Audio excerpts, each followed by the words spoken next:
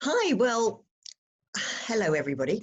I've got Mary here today, who has the most amazing story, and it's amazing because Mary is a more mature lady, shall we say, and she's also had a debilitating illness, and so I just wanted to bring Mary on video because I want to prove to people that age is not something that actually stops you losing weight, and ME, which is what Mary has had, is also something that that can be overcome. And Mary is a shining example of what can be done. So I'm not going to speak anymore. I'm going to hand you over to Mary because she's going to tell you all about really her background, and she's a wonderful, sprightly 70-year-old, and she's lost weight, and even with ME. So over to you, Mary. Thank you so much and welcome. Okay, thank you. Hello, it's very nice to be here. I have to admit it's the first time I've done anything like this, so hopefully it'll be okay. Absolutely. Basically, my story is that I've actually had ME 4 times in my life, probably only properly diagnosed the last time, but the last time was the worst attack because unfortunately it lasted for 9 years, brought on by stress, mostly through a job that turned out to be a job from hell. And it kind of wiped me out for those 9 years. During those 9 years, I tried various different things, as you do. I did lots of research, tried different supplements, different approaches, and everything would help a little bit. But then I would plateau and I would be stuck and I would have to try something else again. And it went on like that for all that period of time. What eventually fixed me was discovering that I knew that I have a few allergies. And so my mother, very kindly for a birthday present, bought me a blood test to find out if I was having intolerances and other things. And I discovered quite a lot. So gradually over the next year, we managed to eliminate all those intolerances. And I turned the whole thing around and basically have never looked back. The one other downside was that because of the ME, I was nothing like as active as I had been in the past. And comfort eating was quite nice. And my husband, we worked together in a band with him as one of the musicians, and I was a dance scholar teaching Scottish Ceilidh dancing. But I had withdrawn from this because it was just all too tiring, couldn't cope. And so all of that just added to the fact that the weight went on. For me, it wasn't excessive, but it's also something that happens in my mother's family. They all put weight on in middle age, and I take after that side of the family. Right. I'd also had a total hysterectomy when I was 36 and had 22 years on HRT, Wow. which for some people would have been delightful because it gave me boobs. I didn't want them because I'd never had them before, and I really didn't want to have them at all. So I went from being a pretty much standard 12 into a 14, into the lower half stayed at 14, and the upper half stayed 16, and I just hated it. I didn't have the energy. I still tried to go dancing, but I was doing what I call sort of old lady shuffle. And instead of actually dancing, I didn't seem to lift my feet off the floor, and it just wasn't the satisfying and enjoyment thing that I'd always had. And I realized that I had gone up from approximately 10 stone, just under 10 stone, to about 11, 2 or 3, which may not sound a lot, but for me it was horrendous. Yeah. And so over the next year to 2 years, I tried all sorts of different things, and I did manage to bring my weight back down. And my aim was to get down to 10 stone and feel fit and healthy again. And I got there, and then it started to creep back up again. And at that point, I couldn't blame the ME, but I got a weakness for cakes and puddings and all those lovely things. You and half the population, Mary. Yeah, I know. But I'm famous for there's got to be a dessert if Mary's coming, is that sort of thing. So I just was casting around, and to be honest, I'm not sure how I came across Slimpod, probably somewhere on the internet. And I was very impressed with the whole idea, and I had actually used hypnosis in the past because during the ME struggle, people kept buying me different supplements to try, which was very kind of them. But I had a block and I couldn't swallow pills. Right. And most of them you had to swallow whole, and it was impossible. And I thought, people have spent money on me, and how can I deal with this? So I tried hypnosis through a very friendly local GP, who I only had 2 sessions with him. And after the first one, I swallowed my first ever pill. Right. And I thought, well, this obviously works. If you want it to work, it will work. So I figured that the Slimpod system would probably work on the same way, and perhaps help me to get back into controlling just those urges for the cakes and the puddings, and just generally. Sure. I mean, yeah, the Slimpod works in a different way to hypno, because that's it is, we nudge you towards seeing food differently, which is where the whole, there's various elements which, you know, that work in the same way, but we've got a kind of a secret sauce that goes with it, as you probably realized. It worked. No, it definitely worked. It helped me. I took the trial program, and during that time I could feel that I was realizing when I didn't need to eat anymore, when I could get to the end of something. Probably, I think I was intentionally cutting my portion size, so I was probably still cleaning the plate. Right. But I didn't feel bad if I didn't. And I amazed people that on several occasions I said no. Me, because Mary never says no to dessert. But I've found a way through that. I didn't really try and I didn't deny myself anything. If there was something I really wanted, I had it.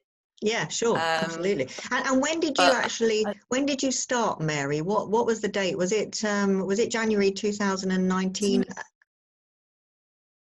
February, I think. February. In February, I can't remember the exact date, but it was February. Yeah. Okay, and now we're in March, or just about March 2020. March so 2020. Yeah. So really, in the 12-week program, I probably did all of my serious achieving during that time. And probably by the end of 12 weeks, I was more or less back where I wanted to be, around about 10, just over 10 stone. Amazing. Feeling very much better, much more in control. And I stayed on the program after that, just to make sure, I suppose, belt and braces, just to make sure it was still working. Absolutely. And I have to admit that I was very lax in doing stuff, and I didn't really do much with work. And I did still stand on the scales, but I did like the measuring bit, because I discovered particularly that I was shrinking through measuring all the bits of me, and also the fact that I could now get into clothes that were a 14 in the top half and not a 16. Fantastic. Which was a great improvement. So during I was very happy with that. Yeah, during that first 12 weeks, how would you say your mindset changed? What would you say the differences were in your mindset? What were you doing during the day that that was different? How when you said you were much more in control, what are examples of that? I think basically just more in control at meal times. I don't tend to snack really, but if somebody invites me out for coffee or whatever, I want something to go with my coffee or my tea. And I found it was much easier to say no. I would just have the drink. I didn't need to have the other stuff. Right. My husband doesn't have a sweet tea anyway, so it was easier to say, well, no, I don't actually need to have a dessert. I don't need to have pudding after this. And just generally, there was an awareness of what I was doing and what I was trying to achieve, and a satisfaction that I could actually see it was working, and that I was actually able to say, no, you don't need that. Go away and do something else. And if you come back and you still want it, well, have it. And that actually worked. Fantastic. And so, And you could hear your full signal quite loud. I mean, how was the plate thing? Because so many of us have grown up with this, you know, there are children starving in Africa and we got to finish our Yeah, plates. And yeah. how did Yeah, that work? Was it just that you felt really full? Give some examples of what happened there. I just tried to be more aware of it. And as I was I tried to eat more slowly, and I tried to take smaller portions, smaller bites, so that things would Right. last longer. Interspersed it with glasses of bits of drinks of water as I went along. And just tried to feel it, just tried to Yeah. be aware of, now, Yeah. do you really need any more of this? And Yeah. not try to be Fantastic. controlled from my body, not my eyes. Great. So basically you were engaging with it, you know, from a mental point of view, you were engaging with it as Yeah. well. Yeah. Yeah, I figured that was what was necessary to get back on top of it all. Yeah, perfect. And to see it worked. And now, a year later, tell us where you're at. Well, a year later, I have stayed on the program from in as much as not using the Slimpod tracks regularly the way I did in the beginning, just occasionally, until I realized about a month ago that I hadn't actually listened to it for quite a wee while. Okay. And I got through most of the winter, including Christmas, which isn't a big deal in this house, but people eat. Absolutely. People make meals, and there's lots of goodies around. And I'd got through all of that, and I maintained my target, which, as I said, was right about the 10 stone mark. And I allow myself 2 or 3 pounds either way, and then I just really think, right, get a grip. You don't want this to go any higher. And so a year on, I'm more or less at the size I want to be. I've got pretty much the fitness levels. I go dancing probably 4 or 5 times a week, and I walk the dog, and I do all the other stuff that one does, and generally feel better for it, and just feel really pleased that I got here, which was why I wrote to thank you, because your system is what got me here. Thank you. I'm not sure I would have got here without it, because it just showed up at the right time. Great. Yeah, I mean, no, thank you. I mean, you weren't part of our Slimpod community, the group. So I would never have known you existed if you hadn't emailed me. So thank you so much for doing that. And how is the ME now? Is that, how's that? Well, basically, I don't even think about it. Right. I've realized, having realized that the conditions that I had with it earlier were that, and I've done quite a lot of research into it, and I realized for myself that when you're younger and you get ME, I was in my teens the first time. Right. When you're younger, you bounce back quicker. My stepdaughter also had it in her teens, and she bounced back much more quickly. My husband had it in his 50s probably, and he took a couple of years over it. Wow. But I think in my case it was because here I was yet again in that situation, and it probably just, the body had just had enough of everything. Now, it's the best part of, it must be coming up on 10 years really since it was in full flow. I don't, on a day-to-day basis, I don't even think about it. It doesn't occur to me that it's there, but I do believe that it's an underlying thing that probably always is. Right. Because it always seems to have been there. Yeah. And so there are warning signs. People with ME have such varying symptoms. They're different for just about everybody you talk to. And in my case, in addition to the sort of total exhaustion, I had an awful lot of pain. I had left-sided pain. I had left-sided headaches, left-sided body pain, left-sided leg and such like. The right side of me was nearly always fine, which was amazing, weird, odd. It was very strange. But I know that if I really do overdo things, I start to get pain in my legs. Right. And it's my left leg. I now have arthritis as well, which doesn't really help. But I can tell the difference in the pain. So if it starts to happen again, I just say, right, cool it, slow down, don't do anything for a while, calm down, relax. And so far, so good. So far, it's working. It's not fantastic. Fantastic. Now, I've spoken to lots of people with you know, with illnesses like this and fibromyalgia and gosh, I said that. You did. It just rolled off the tongue. Oh, my life. That's amazing, because normally I really struggle with that word. Emmy's a Yeah. lovely here.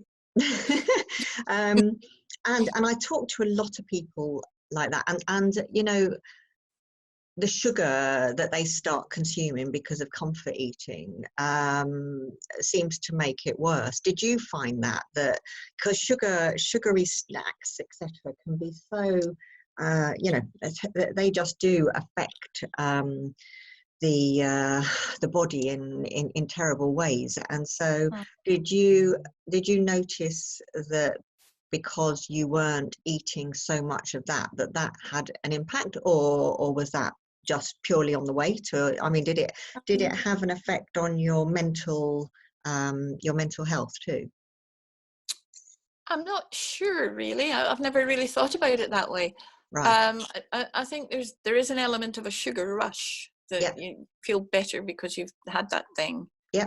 But I'm not hugely aware of it.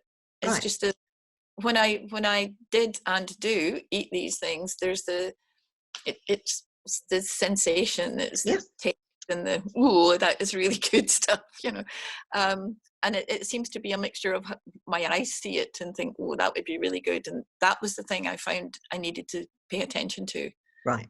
If it was out of sight or I hadn't thought about it and I was busy doing things, it was okay. But it's, as you say, it's the evening when you sit down in front of the TV or Yeah. that kind of thing. But I still do that. I have 4 small pieces of dark chocolate with the evening news. Right. But that's enough. I don't need any more. Well, that's fabulous. And, you know, because I really believe in the 80-20, you know, rule as such, whereby I don't suppose it's a rule. I hate the word rule. I'm really against rules. But yeah, if you're eating 80% of the time healthily and you have your treats for 20% of the time, then, you know, that's what living's all about. It's just, you know, it's just when it goes to the opposite side, when, you know, when you're eating unhealthily or eating snacks maybe 60, 70, 80% of the time and only having 20% of the time. That's good. Exactly. And that's what happens with habits. They just creep up without you even knowing. And that sounds like, you know, a little bit about what happened with you. Yeah, I think so. Yeah. Yeah. So fantastic. I'm going to end that there because I just, you know, I wanted to speak to you because, you know, you wrote me such a lovely email, and you're just, I really believe that if you can, you can. And I know that there are people with illnesses and they're on medication that can stop, you know, or can mean that you're go into fat storage mode rather than weight loss mode. And it just, you were just a shining example of if you can, you can, you know, if you believe you can, you can. Well, it certainly has worked. And I've told, I don't know if they followed it up, but I have told several people about Slimpod because I think it's a system that really works. And you know, it's worth putting in the effort and giving it a shot if that's what you want to do. Thank you so much, Mary. Really appreciate your letter and the time that you've taken here on video. So thank you so much. It's been fun. It's also been nice to actually talk with you as opposed to just seeing you on the video. It's been very nice. Thanks so much. Okay, thank you.